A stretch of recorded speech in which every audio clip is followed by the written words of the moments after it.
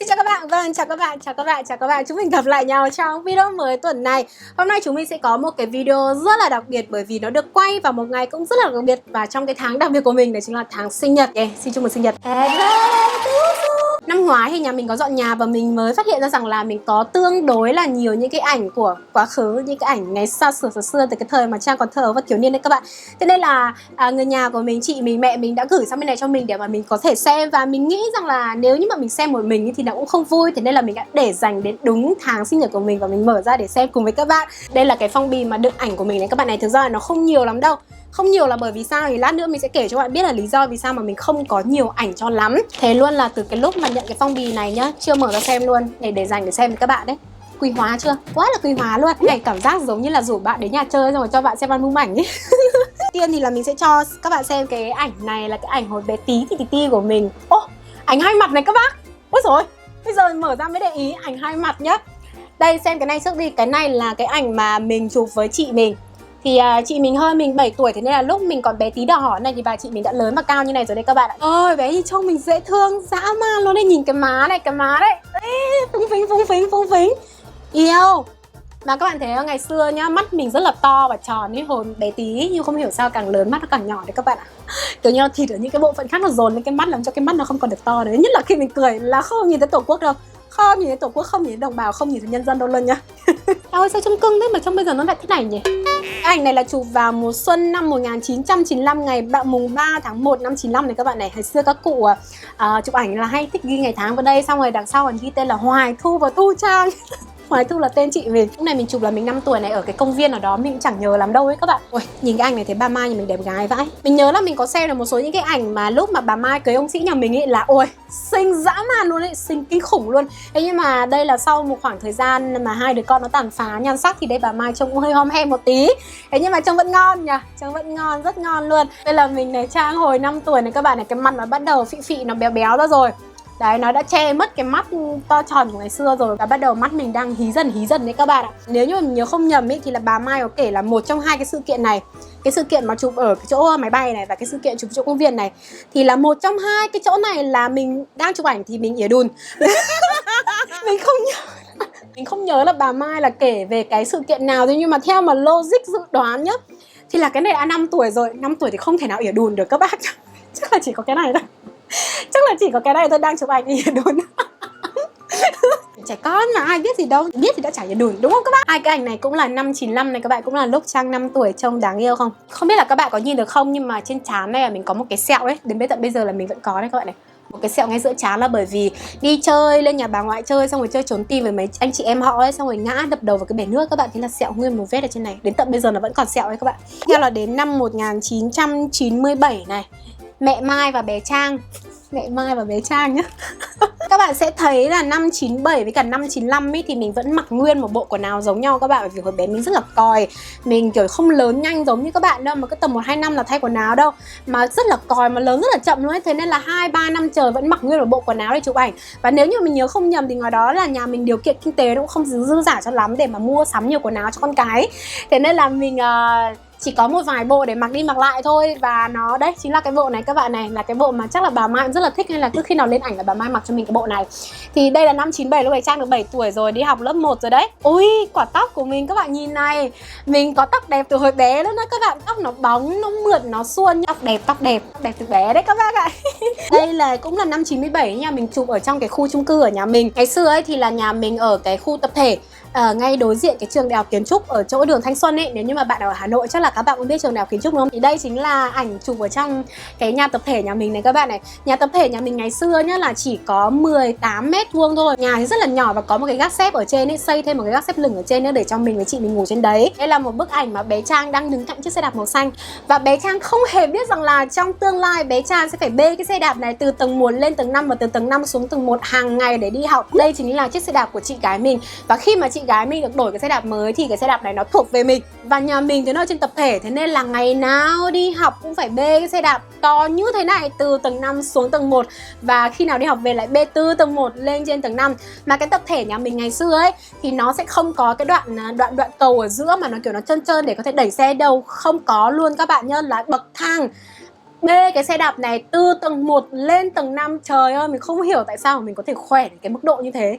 Khỏe dã man. Bây giờ nói thật nhá, cho khênh cái xe đạp này đi ở tầm 2 bậc thang thôi đã thở như chó rồi, chứ đừng có bảo là bê từ tầng 1 đến tầng 5.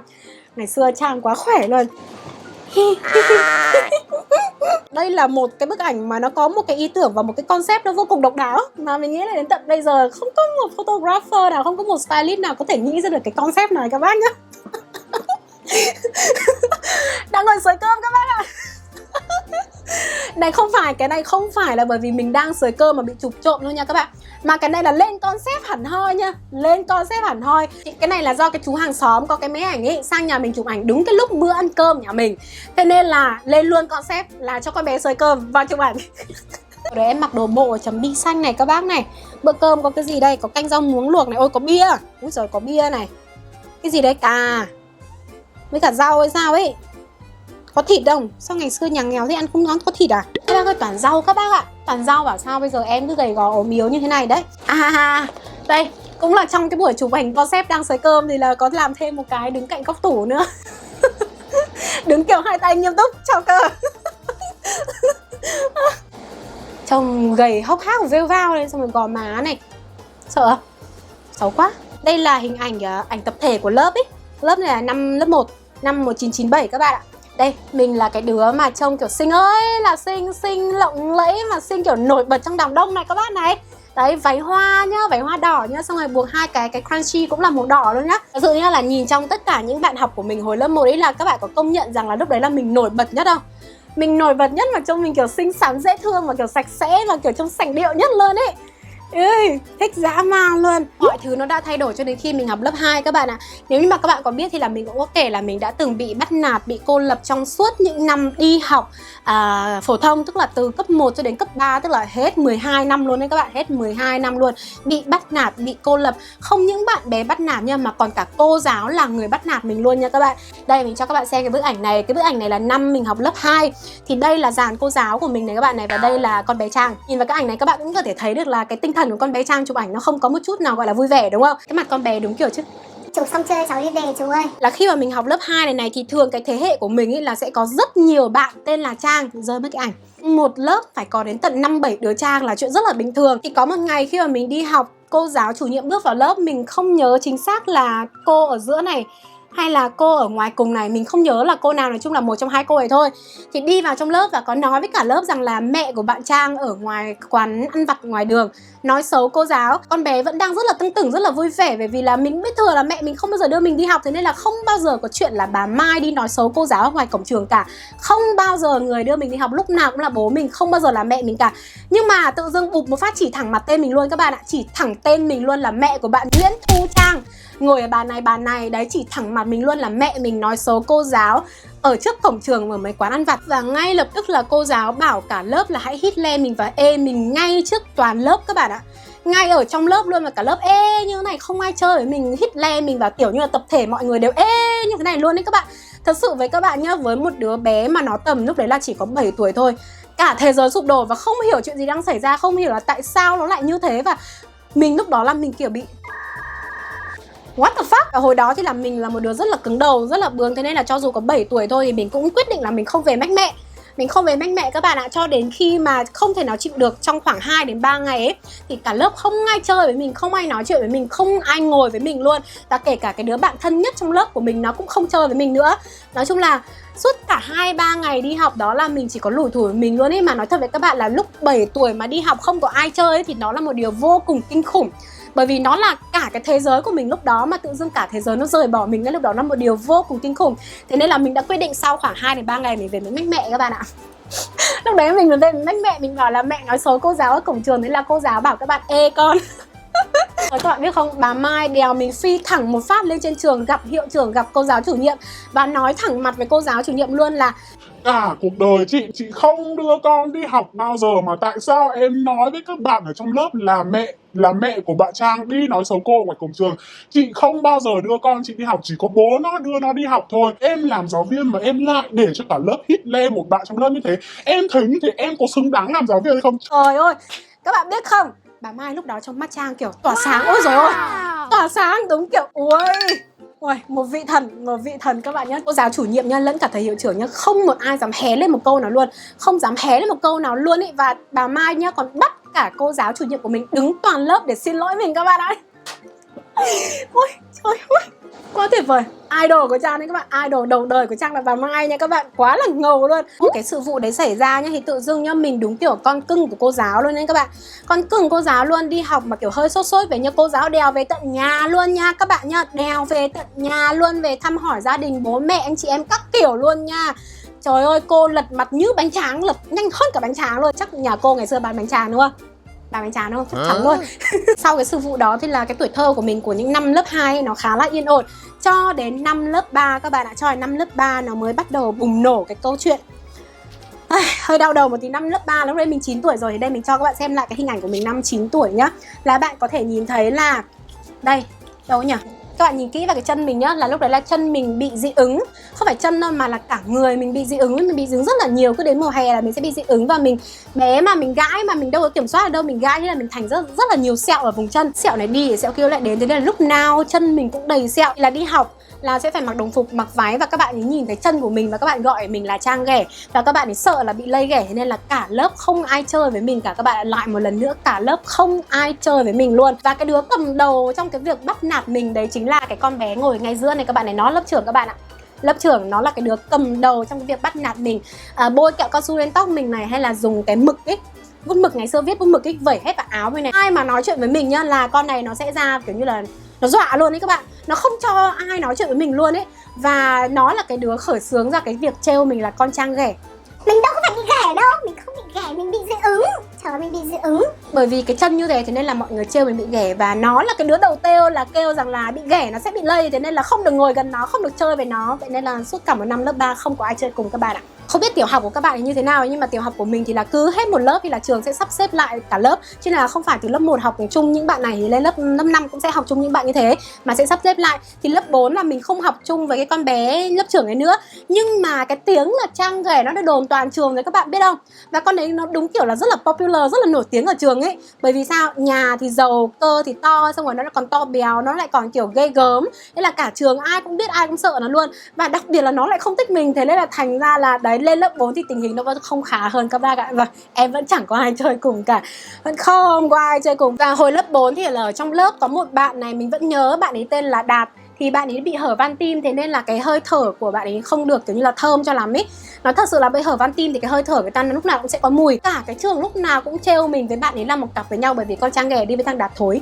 Các bạn hiểu vấn đề không? Tức là rất là mean luôn ấy, rất là xấu tính luôn ấy. Bởi vì là người ta gặp vấn đề về bệnh tật như thế, chứ đâu phải là người ta muốn như thế đâu các bạn, đúng không? Không phải là bởi vì người ta không đánh răng mà mồm người ta hôi đâu, không phải là bởi vì người ta bị ghẻ mà chân người ta có sẹo đâu. Không hề, chẳng qua là nó như vậy thì phải chấp nhận như vậy thôi. Nhưng mà không, mặc dù là trẻ con ấy nhưng mà rất là xấu tính, rất là mean luôn. Sử dụng những cái khuyết điểm, những cái thuộc về bệnh lý để mà mang ra và trêu đùa và trêu chọc, cũng như là cảm thấy, cũng như là làm cho người ta cảm thấy mất đi cái sự tự tin như vậy. Nên là mình nói thật nhá, không phải bé là không biết gì đâu, bé biết rất nhiều nhưng mà chẳng qua không ai dạy thôi. Rồi sang đến năm lớp 5 thì cái năm lớp 5 này là cái khoảng thời gian mà thứ nhất là cái tuổi đấy là cái tuổi mà bắt đầu biết nhận thức về cái đẹp rồi, cũng như là biết thích những bạn nào xinh, thích những bạn nào đẹp trai rồi. Thì lúc đó nói thật với các bạn là mình không xinh, thậm chí là xấu. Bởi vì sao? Đen, xong rồi răng thì hơi hô, bởi vì gầy mà, gầy hay là răng nó cứ vô ra như thế này, xong rồi mắt thì bé, xong rồi nói chung là cả người không có một cái nét gì gọi là xinh cả. Đã thế chân lại còn bị ghẻ bị hoa gấm các kiểu. Thế nên là bắt đầu lên lớp 5 thì là các bạn ấy bắt đầu trêu mình là vừa xấu vừa ghẻ. Bi kịch lặp lại là cho đến khi mình học lớp 5 thì sau khi sắp xếp lại lớp thì mình lại học chung với con lớp trưởng đấy các bạn nhá. Đây này, nó đứng đây này các bác này. Đấy, chính nó với đồng bọn luôn, nó, con bé này và cái thằng này là hai cái đứa bắt nạt mình nhiều nhất trong lớp. Và cái thời điểm lớp 5 của mình là cái thời điểm kinh khủng nhất mà mình bị bắt nạt nhiều nhất luôn ấy. Tầm lớp 5 này là cái tầm mà chúng nó bắt đầu nổi loạn và chúng nó có những cái trò mà kiểu không hiểu sao mà chúng nó nghĩ ra được. Thứ nhất các bạn biết không, chúng nó vứt cả cái bàn của mình, bàn học của mình đi ra ngoài sân trường để cho mình lệ kệ mình tự bê vào bàn. Nó vứt cả cái cặp đi học của mình ra ngoài trường, tung hết cả đồ đạc lên để cho mình tự đi lượm từng thứ một, tự bê bàn về. Mà hồi đó lớp 5 bò bé tí, còi ơi là còi, tự bê cái bàn vào, cô giáo không giúp. Không một ai giúp, kể cả có biết cũng không giúp nha các bạn. Bởi vì sao các bạn biết không? Ngày xưa đi học ấy là rất là quan liêu. Rất là quan liêu luôn. Các thầy cô giáo mà ví dụ như là bố mẹ học sinh mà kiểu như là không chăm cho quà, đưa quà cho cô vào những cái ngày lễ sinh nhật hay là 20 tháng 11 ấy, là 100% luôn là sẽ bị trù. Và đặc biệt nhà mình là như thế, mẹ mình không bao giờ cho mình tiền để mua quà cho cô giáo hay là những cái thể loại như thế luôn, không bao giờ đưa tiền cho cô, cũng không bao giờ đến thăm nhà cô các kiểu. Thế nên là mình luôn luôn là cái đối tượng là ở trong lớp là bị trù. Cái thế hệ của mình ngày xưa khi mà cô giáo không thích ý, thì chúng mình sử dụng cái từ đấy là từ trù. Thì mình luôn luôn là cái đối tượng bị trù các bạn nhá. Thế nên là rất là nhiều lần mình bị chúng nó bắt nạt, mình bị chúng nó cắt tóc, mình bị chúng nó vứt đồ đạc, mình bị chúng nó đánh ở trong lớp, tát ở trong lớp. Mình mách cô giáo nhưng mà cô giáo không nói, cô giáo không bao giờ can thiệp. Tức là cô chỉ giả vờ là nhắc nhở là không được làm như thế với bạn là xong đấy các bạn. Là xong luôn, không nói một cái gì luôn. Không có trừng phạt, không có kỷ luật, không có một cái gì cả. Trong khi mình là đứa chịu hết tất cả những cái thứ như thế.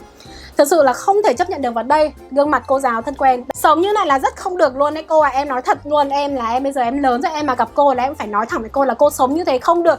Cô đối xử với học sinh của cô như thế này là sau này người ta sẽ đối xử với con cô như thế. Em nói thẳng với cô như vậy luôn, em là hơi bực mình đấy. Những cái ảnh mà mình đi học này thực ra là mình đâu có chủ định mình giữ lại đâu các bạn. Bởi vì mình không thích khoảng thời gian mà mình đi học một tí nào cả. Từ lớp 1 cho đến lớp 12 mình không thích một cái khoảng thời gian đi học nào của mình.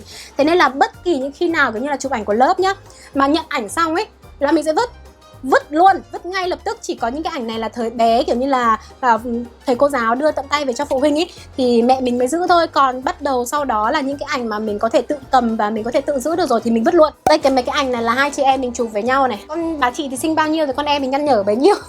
Cũng sẽ nhìn thấy là cái tay mình ấy cũng có rất là nhiều sẹo luôn. Bởi vì đấy dị ứng ngứa cả từ tay lên chân luôn, mà chân thì bị nặng nhất luôn. Thế nhưng mà lúc đấy là rất là yêu đời, vẫn rất là tươi vui. Bởi vì sao? Không phải đi học là vui rồi các bạn ạ. Tôi nói không phải đi học là vui rồi. Cái bức ảnh này là bức ảnh năm 2001, là lúc mà nhà mình chuyển từ cái khu tập thể xuống cái nhà mà ở cái chỗ đấy nó gọi là gì nhỉ, dưới Hà Đông ấy. Tuổi thơ của mình nó gắn liền với những cái cuộc chuyển nhà luôn đấy các bạn. Chuyển nhà rất là nhiều. Bởi vì là nhà mình ấy thì không giàu. Thực ra là không nói không giàu, nên là tế nhị đấy, chứ nó thẳng ra là nghèo, rất là nghèo. Thế nên là để mà có thể có một chút tiền để mà tiết kiệm tích góp ý, thì là mẹ mình hay có cái kiểu như là mua cái nhà này để ở một thời gian, sau đó thì chờ nó lên giá, xong rồi bắt đầu bán nó đi và mua một cái nhà khác ở xa xa hơn để có thể tiết kiệm lại cái số tiền đó. Đây là cái hôm khai trương, khánh thành nhà mới. Thì các bạn có nhìn thấy không? Đây là mình đang ngồi kiểu như này này. Ở bọn mình mà khi còn bé bé như này thì làm gì có điện thoại hay là trò chơi điện tử đâu. Là cứ đi chơi là sẽ phải đi ra ngoài đường để chơi. Thế nên là lúc đấy là làn da của Trang nhuốm màu nắng nhá. Đen thùi lùi luôn, đen dã man luôn, đã đen đã còi, xong rồi mồm còn rộng nữa. Có rất là nhiều đứa mà kiểu nó trêu mình rằng là mồm mình có thể ngậm được cả một cái chậu ấy các bạn. Bởi vì là mồm mình nó quá rộng. Thực ra nó không rộng nhưng chẳng qua là bởi vì cái mặt của mình nó quá quắt thôi. Thế nên là làm cho cái mặt mình nó chỉ nhìn thấy mồm thôi ấy. Thế nên là đấy, bị trêu về ngoại hình rất là nhiều luôn. Đã đen, đã xấu, đã còi, rồi xong lại còn học dốt, xong lại còn chân lại đầy hoa nữa chứ. Ôi, quá khứ của Trang. Cái này là chụp từ năm 2004. Tức là lúc đấy mình bao nhiêu tuổi à các bác? 14 tuổi, học lớp 8. Đây là mình. Và đây là bà Mai. Đây là lần đầu tiên nhá, lần đầu tiên được chụp ảnh nghệ thuật luôn đấy các bạn. Đến cái hẳn một tiệm chụp ảnh ở chỗ bờ hồ ấy, ở chỗ Đinh Tiên Hoàng ấy. Đinh Tiên Hoàng. Thì ra đấy để chụp ảnh cả gia đình nha, chuyên nghiệp, chụp ảnh chuyên nghiệp nha. Đây là cái lần đầu tiên mà nhà mình đi chụp ảnh nghệ thuật cùng nhau. Thì đến tận bây giờ vẫn chưa có lần thứ hai các bác ạ. Vẫn chưa có lần thứ hai, mặc dù hẹn lên hẹn xuống là khi nào Tết về cả nhà mình đi chụp ảnh, nhưng mà vẫn chưa chụp được. Đến tận bây giờ nhà mình vẫn đang treo cái bức ảnh này ở trong nhà. Ở đây thì là mình còn một cái bức ảnh nữa từ thời mình học cấp 3. Thì đây là cái bức ảnh duy nhất mà mình còn giữ khi mà mình học cái khoảng thời gian học cấp 3 ấy. Thì khoảng học cấp 3 nó cũng là một khoảng thời gian nó không mấy vui vẻ cho lắm. Cũng là bị bắt nạt rồi cũng bị cô lập. Và đây cũng chính là 3 cái người bạn duy nhất của mình trong suốt quãng thời gian đi học từ lớp 1 cho đến lớp 12 mà mình vẫn chơi đến tận bây giờ luôn đó các bạn. Tức là không chơi được thì thôi, mà đấy mà đã chơi được thì đã chơi tận bây giờ luôn ấy. Thực ra là cái hồi mà mình lên cấp 3 thì môi trường đã thay đổi rồi. Mình cũng không còn gắn liền với cái biệt danh là Trang ghẻ nữa. Bởi vì lúc đấy là mình đã chuyển nhà rồi, chuyển qua cái chỗ khu Giải Phóng ấy. Thì chuyển nhà xa hẳn so với cái khu ở Hà Đông hay ở Thanh Xuân rồi. Thế nên là cái tiếng mà Trang ghẻ ấy thì nó không còn ở xung quanh mình nữa. Nói chung là không còn ai biết về cái tên đấy nữa. Thì mình sẽ nghĩ rằng là cuộc đời của mình nó sẽ được sang trang, mình sẽ được có nhiều bạn hơn, vui vẻ hơn. Nhưng mà không các bạn ạ. Lên cấp 3 chúng nó còn mean hơn rất là nhiều luôn ấy. Và mình rất nhớ có một lần rằng là có một số các bạn ở trong lớp ấy cố tình nói rất là to ngay sau lưng mình, và cố tình nói rất là to rằng mình là cái đứa xấu thứ hai toàn trường các bạn ạ. Và nói thật là lúc đó thì là cũng biết quan điểm về cái đẹp rồi, lúc đó cũng muốn là điệu rồi, lúc đó cũng muốn đẹp rồi. Khi mà nghe những cái điều như thế cảm thấy tổn thương ấy, thật sự rất là tổn thương, cảm thấy rất là kiểu tự ái, xong rồi cảm thấy rất là buồn, nhưng mà không biết làm như thế nào cả. Chẳng biết làm như nào cả, vì mình đâu có cái gì đâu. Mình đang đi học, mình sống dựa vào tiền của bố mẹ nói sao mình nghe vậy, mình đâu có quyền nói gì đâu, mình đâu được làm gì đâu, đúng không? Thế nên là nghe chỉ biết nghe thôi, buồn chỉ biết buồn thôi, cũng chỉ biết thế mà thôi. Đến tận bây giờ nhá, mình vẫn không biết là tại sao mà mình lại bị rơi vào cái trường hợp như thế trong khoảng thời gian mà mình đi học luôn ấy. Không thể nào chỉ là bởi vì mình xấu được, đúng không các bạn?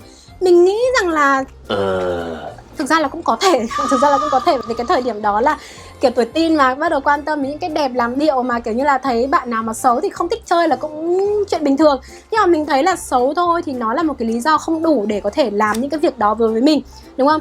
Hoặc là cũng có thể rằng là các bạn ấy nhận thấy rằng là mình có tính cách hơi khác người bình thường một tí. Bởi vì mình nói thật là lúc đó là mình thích vẽ, mình thích những cái thứ liên quan đến nghệ thuật, chứ mình không thích những cái thứ học hành. Nếu như mà các bạn có những cái người bạn nào mà kiểu theo thiên hướng nghệ thuật ấy, thì các bạn sẽ thấy là cái tính cách của người ta nó rất là lạ, nó rất là khác đối với những cái người khác. Thế nên là có thể vì thế mà các bạn ấy hay nói rằng là mình bị hâm, là con này bị điên, con này bị dở hơi, hay con này không bình thường. Có lẽ là vì thế mà các bạn ấy không thích chơi với mình. Nhưng mà thôi không sao, chấp nhận, bởi vì cái quá khứ đó của mình mà nó xây lên mình ngày hôm nay độc lập, tự chủ, mạnh mẽ, không ai bắt nạt được mình, muốn gì có nấy. Cái đấy thì hơi quá, ý tức là không tức là nói chung là mình tự có thể chu cấp để cho bản thân mình những cái gì mà mình muốn và mình cần, mà không cần phải dựa dẫm vào bất kỳ ai cả. Đấy thì nhờ cái quá khứ này mới xây lên mình ngày hôm nay. Ok đúng không các bạn? Ngày hôm nay Trang ok đúng không? Và đây thì là những cái bức ảnh mà mình còn giữ lại khi mà mình chụp mà ở thời đại học. Thì cái thời mà mình vào đại học ấy thì là mình đã bắt đầu được phép làm đẹp, được phép cắt tóc, làm tóc, cũng như là được phép trang điểm rồi. Thế nên là trông mình cũng không gớm cho lắm, cũng tương đối là xinh, ưa nhìn, dễ chịu. Thời này mình không có nhiều ảnh cho lắm là bởi vì lúc đấy là bắt đầu sử dụng những cái điện thoại mà có camera rồi, thì sẽ lưu ở trên điện thoại thôi, chứ không có in kiểu physical như thế này nữa. Cái này chụp ảnh hình như là toàn vào cái thời hình như là năm đại học năm thứ nhất ấy. Cái khoảng thời gian mà rực rỡ nhất của mình thì đấy chính là khoảng thời gian mình đi học đại học. Vừa đi học vừa đi làm, nhưng mà vẫn có học bổng, học vẫn rất là giỏi. Mặc dù là những cái bức ảnh ở đây nó không có nhiều để mà cho các bạn xem, thế nhưng mà qua một số những cái bức ảnh là các bạn cũng có thể thấy rằng là những cái sự kiện quan trọng của cuộc đời Trang, đúng không các bạn? Những cái sự kiện, những cái cột mốc rất là quan trọng, những cái mà nó gọi là biến đổi về tâm lý rất là quan trọng về cuộc đời mình để cho mình có ngày hôm nay.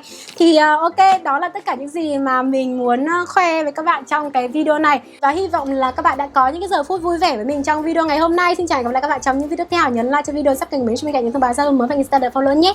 Bye.